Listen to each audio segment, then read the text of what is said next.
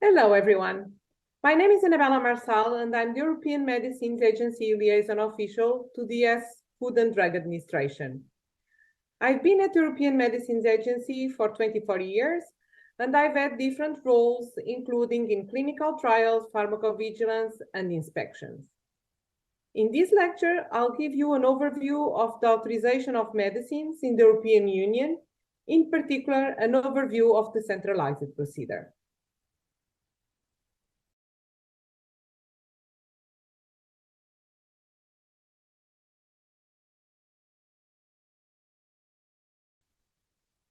My lecture will cover, amongst others, the following topics: which products are eligible for the centralized procedure, timelines for assessment of a marketing authorization application submitted through the centralized procedure, the assessment procedure itself, who is responsible for what, early access tools available in the European Union, high-level overview on how we monitor medicines once they are on the market, and to finalize, an overview on transparency, meaning what do we publish for products we assess.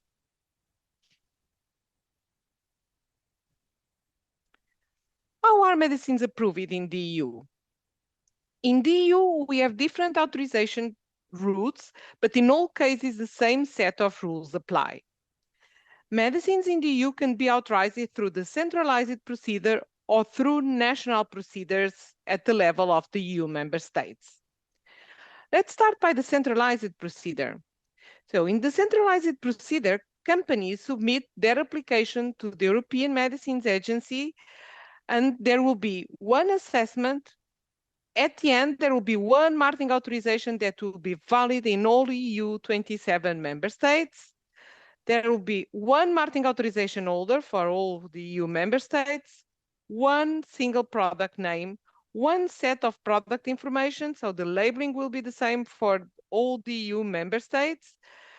And this is the procedure that applies for the vast majority of all new medicines in the EU. When it comes to the national procedures, applicants submit the marketing authorization application to the national competent authorities of the member states where they want to place the medicinal product. So they can choose if they are going to apply in 2, 3, 20 member states. For these national procedures, we have two distinct procedures: the so-called mutual recognition procedure, which applies where marketing authorization holders, applicants, have a product already authorized in one EU member state, and then they apply in other EU member states and ask for the initial authorization to be recognized. So in this process, it allows member states to rely on each other's scientific assessment. The other route is the decentralized procedure, which applies where applicants apply for the simultaneous authorization of a medicine in more than one member state if it has not yet been authorized in any EU member state.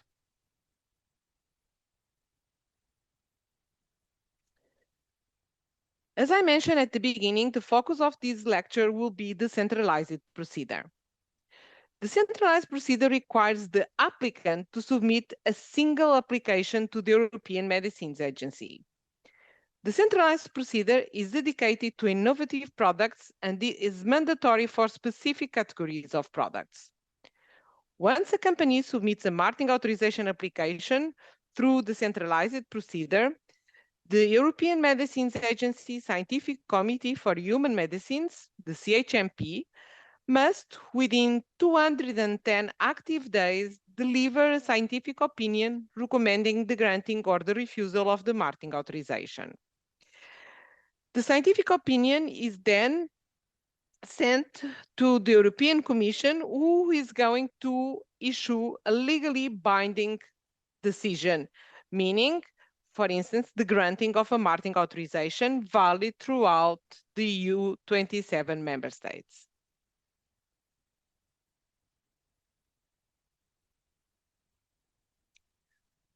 Which medicines are then approved through the centralized procedure? The centralized procedure is mandatory for certain categories of products, as highlighted in this slide. This is established by law, by Regulation EC 726/2004. The mandatory scope includes the following products: new active substance for the treatment of HIV, cancer, diabetes, neurodegenerative diseases, autoimmune diseases, and viral diseases. Medicines derived from biotechnology processes, advanced therapies, orphan medicines, and innovative veterinary medicines.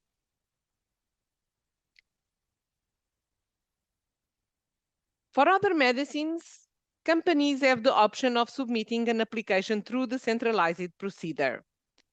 This is possible for the following categories: new active substance, significant therapeutic, scientific, or technical innovation, medicines whose authorization would be in the interest of patients or animal health, generic of a product authorized through the centralized procedure, and marketing authorization applications, including a pediatric indication. Once a marketing authorization application is submitted, the centralized procedure follows an established timeline and process. Before submission, there are a number of activities taking place. One of them is the so-called pre-submission meeting. Pre-submission meetings are voluntary, and if the company wishes to have one, they need to come 6 to 7 months in advance of submission of a marketing authorization application. During this meeting, the company presents the product and can ask questions related to scientific, regulatory, or legal issues in order to facilitate the subsequent validation and assessment of the application. Other activities occurring during the pre-submission phase include the appointment of rapporteurs who will take the lead in the assessment of the application, the request for eligibility to the centralized procedure, meaning that the company needs to have the confirmation that the product is eligible for the centralized procedure, request for accelerated assessment, meaning that if the company would like an assessment quicker than the standard timeline for assessment, it needs to provide a justification before submission.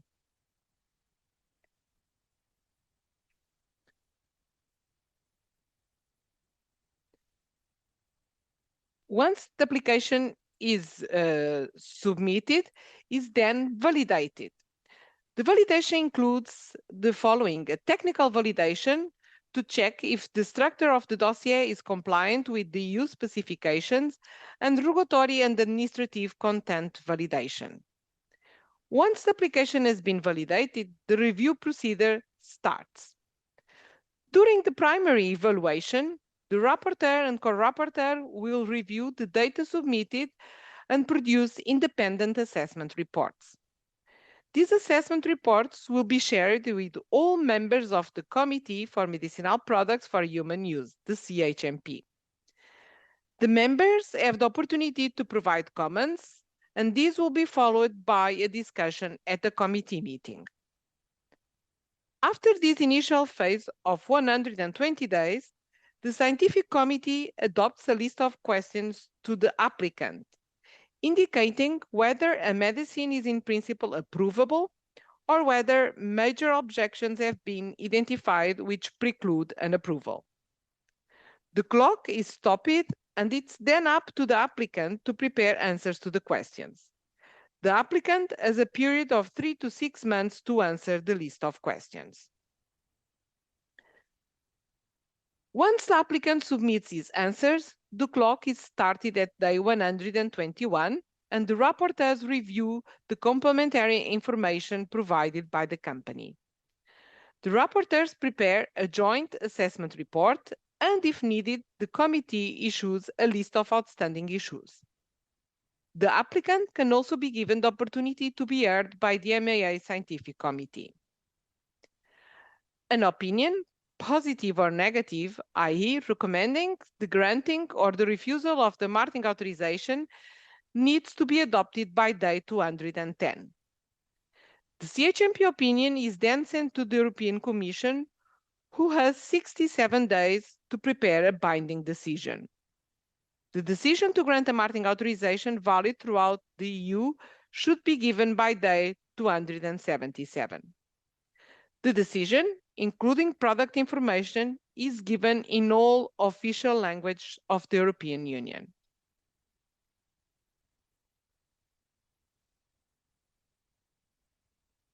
There are possible additional steps in the procedure. These include, for instance, requests for good manufacturing practice, good laboratory practice, or good clinical practice inspections. The CHMP can also decide to consult with scientific advisory groups or ad hoc expert groups. Scientific advisory groups are groups established by the CHMP in connection with the evaluation of specific therapeutic areas. They consist of European experts selected according to the particular expertise. For instance, we have SAG, cardiovascular SAG, oncology SAG, and so on. The CHMP can also consult other committees, for instance, the Committee on Advanced Therapy, the Pediatric Committee, and working parties. Working parties are groups of experts in specific area. For instance, quality working party, methodology working party, biosimilars working party, pharmacokinetics working party.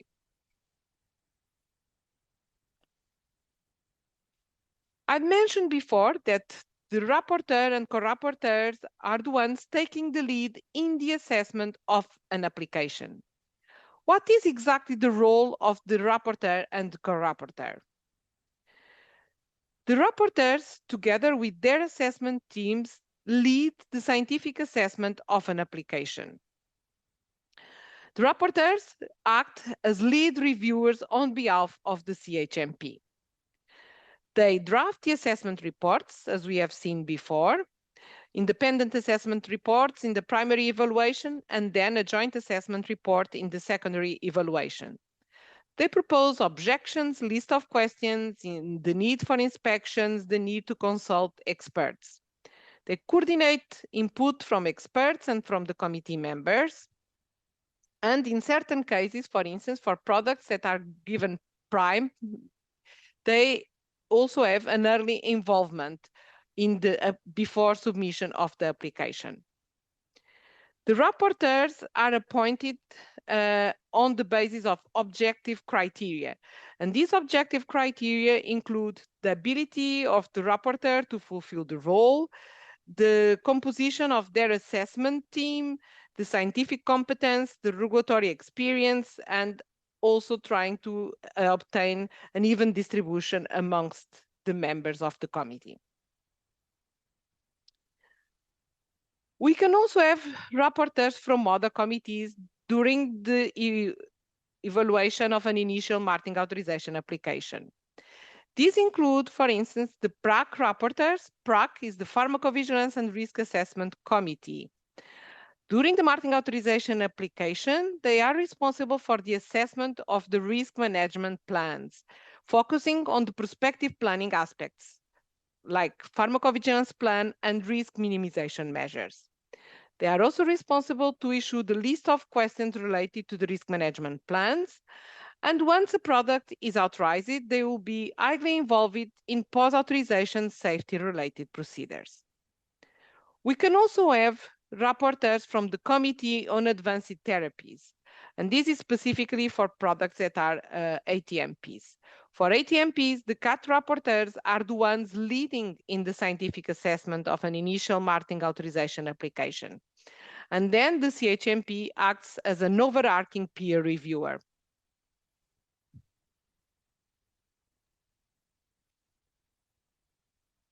And what is the role of the CHMP itself? The CHMP is the EMA's Committee for Medicinal Products for Human Use and is composed by one member plus one alternate from each member state.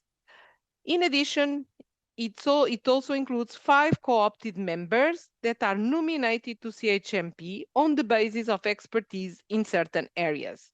This could be, for instance, expertise on medical statistics, on pharmacokinetics, on biologics, on ATMPs, on pharmacoepidemiology, and so on. What is the role of the CHMP? The CHMP is responsible for the assessment of a marketing authorization application and to give an opinion on centralized marketing authorization applications. And as seen before, this is based on the rapporteurs and co-rapporteurs assessment reports, on the PRAC rapporteurs assessment of the risk management plans, comments from other CHMP members, and consultation with experts. The CHMP is also responsible for assessment and opinions for post-authorization procedures. So once a product is authorized, if there are variations or if there are, for instance, to include a new indication or to include a new formulation, the CHMP continues to be the main body responsible for this assessment.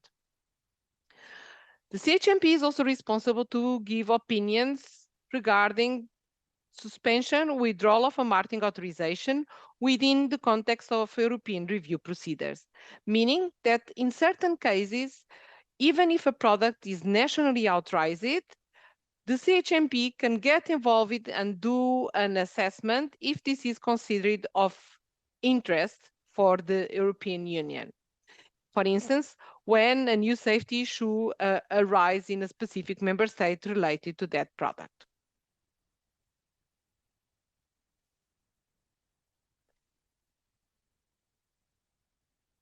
The final CHMP opinion and assessment report reflects the scientific review of the submitted dossier, further information provided during the assessment, the discussions held at CHMP, the information provided by the applicant in an hearing. It also reflects if there had been divergent views in the CHMP and how the committee finally concluded on the benefit risk. And of course, it also explains how the CHMP arrived at specific statements in the product information. The CHMP opinion is adopted by consensus or majority vote. And in case of majority vote, the divergent views are included in the opinion as well.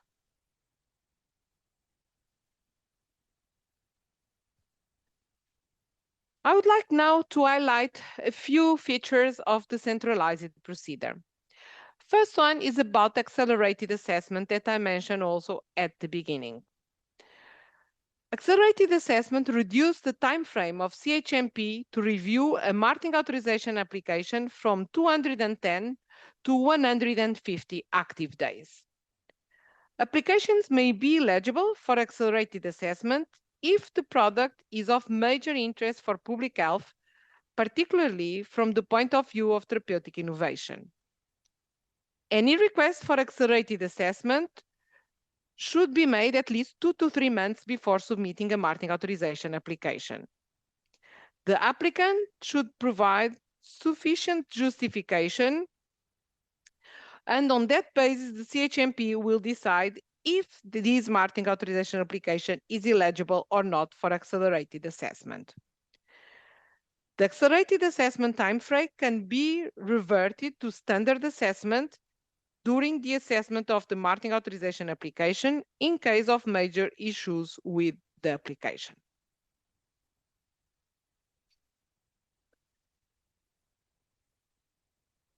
Conditional marketing authorization. The EMA supports the development of medicines that address unmet medical needs. In the interest of public health, applicants may be granted the so-called conditional marketing authorization for certain medicines on the basis of less comprehensive data than normally would be required, where the benefit of immediate availability of the medicine outweighs the risk inherent in the fact that additional data are still required. Medicines for human use are eligible for conditional marketing authorization if they are intended to treat, prevent, or diagnose seriously debilitating or life-threatening diseases. This includes also orphan medicines, and its use is also intended for public health emergencies. The CHMP may grant a conditional marketing authorization if all of the following criteria are met. The benefit-risk balance of the medicine is positive. It is likely that the applicant will be able to provide comprehensive data post-authorization. The medicine fulfills an unmet medical need. The benefit of the medicine becoming immediately available to patients is greater than any risk inherent in the fact that additional data are still required. Conditional marketing authorizations are valid for 1 year and need to be reviewed annually. Once a conditional marketing authorization has been granted, the marketing authorization holder must fulfill specific obligations within defined timelines. These obligations could include completing ongoing or new studies or collecting additional data to confirm the benefit-risk balance of the medicine. The marketing authorization can be converted into a standard marketing authorization once the marketing authorization holder fulfills the obligation imposed and the complete data confirms that the medicine's benefits continues to outweigh its risks.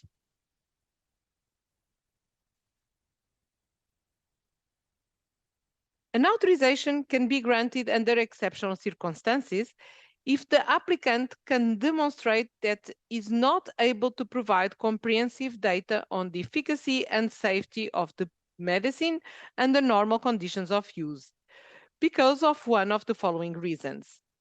The indication for which the product is intended is rare, and therefore the applicant cannot reasonably be expected to provide comprehensive evidence. Or, in the present state of scientific knowledge, comprehensive information cannot be provided, or it would be contrary to the accepted principles of medical ethics to collect such information. The marketing authorization is granted subject to specific obligations, which will be reassessed on an annual basis. However, the marketing authorization is valid for 5 years. In this table, you have a summary of the main features of the different types of marketing authorization. So you have the standard marketing authorization where you have comprehensive data at the time of the authorization. The authorization is valid for 5 years, and this is the standard situation. And of course, the fact that it is a standard market authorization, it still may have some post-marketing requirements or some conditions for post-authorization safety studies or post-authorization efficacy studies to be conducted. Then we have the conditional marketing authorization, where we do not have comprehensive data at the time of authorization, but it is expected that the company will be able to get such data after authorization. So at a certain point in time, this conditional marketing authorization will revert and it will go to a full standard marketing authorization. The conditional marketing authorization is valid for 1 year and it's renewable every year. It's only possible in the centralized procedure, and this conditional marketing authorization is granted with specific obligations to be completed according to defined timelines. And then the marketing authorization under exceptional circumstances, comprehensive data cannot be expected to be obtained, meaning that pretty much these marketing authorization will always remain under exceptional circumstances. It's valid for 5 years, but there will be an annual reassessment every year. It's possible in all type of registration procedures in Europe, and as well can have specific obligations and specific conditions to be fulfilled.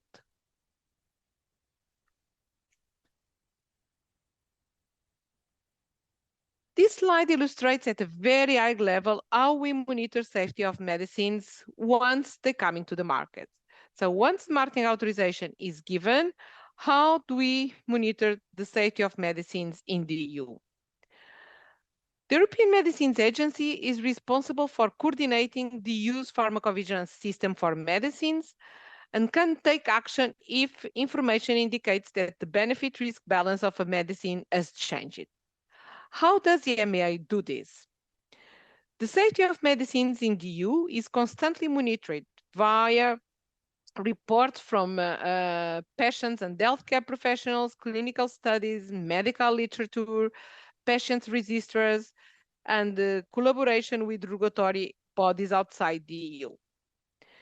The marketing authorization holders, of course, also have specific obligations to submit adverse reactions to the EU system and to submit periodic safety update reports in accordance to established timelines. The EMA has also a dedicated committee to the safety of medicines for human use, the so-called PRAC, Pharmacovigilance and Risk Assessment Committee. The PRAC is responsible for the assessment of periodic safety update reports, any signals that arise, post-authorization safety studies, risk management plans. PRAC can also give recommendations regarding the changes or suspension, revocation of certain medicinal products due to safety issues.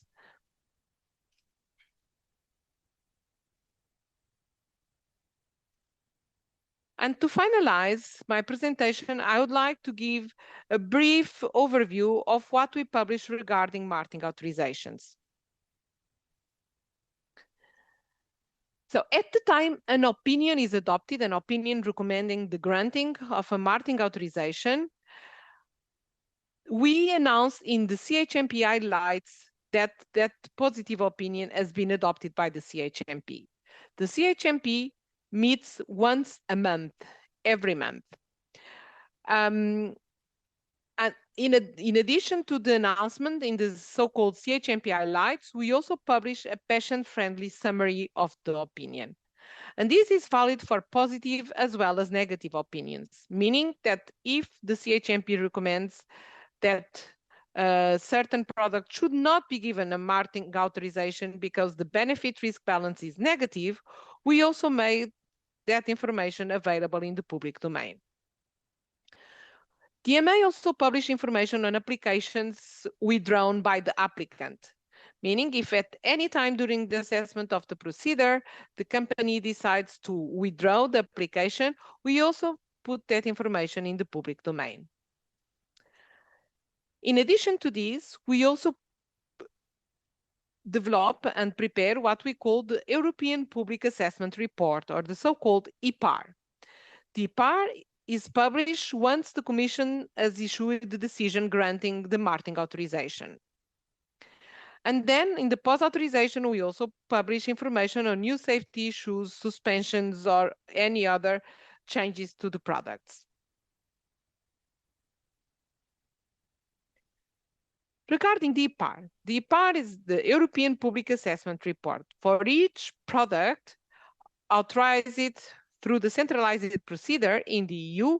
Once the Commission decision gives the authorization, we publish this comprehensive report.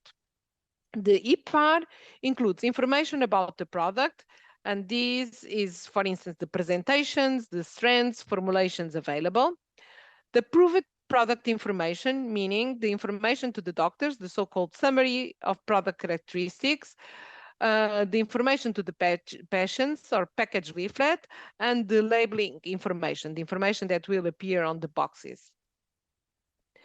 We also publish any conditions to the marketing authorization. So if the marketing authorization was granting under specific conditions, for instance, studies that the company still needs to complete or others, these will be also published as part of the EPAR. We published the full scientific discussion based on the CHMP assessment report.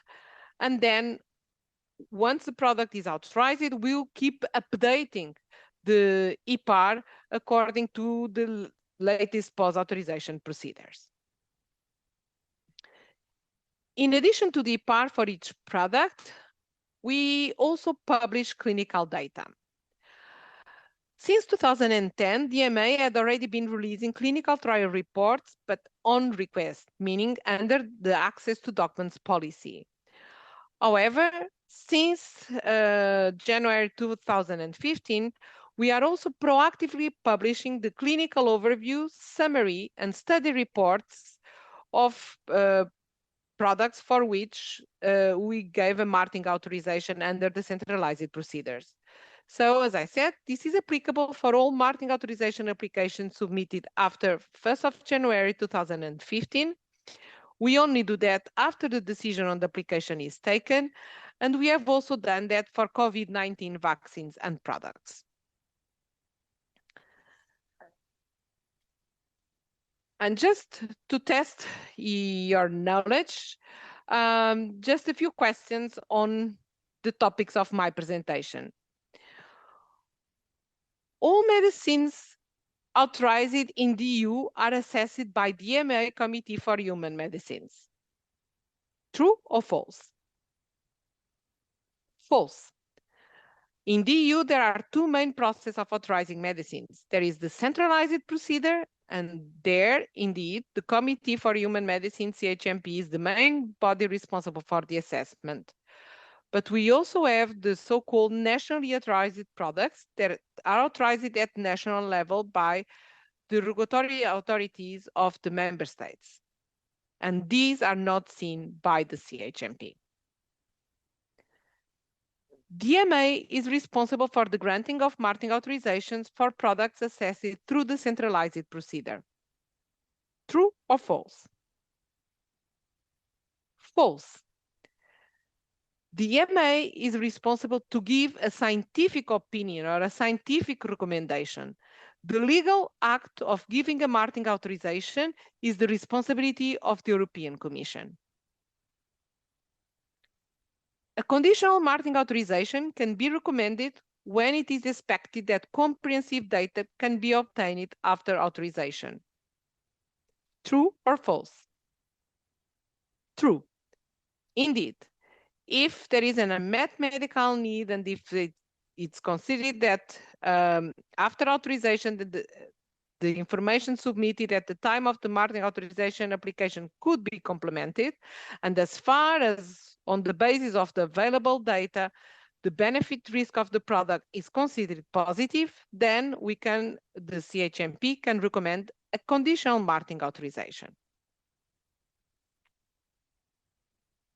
An authorization under exceptional circumstances will be reverted to a standard marketing authorization after a few years once further data is obtained. True or false? False. And the authorization under exceptional circumstances, it is not expected that comprehensive data will become available. The EMA published proactively clinical study report for authorized products. True or false? True. Thank you very much.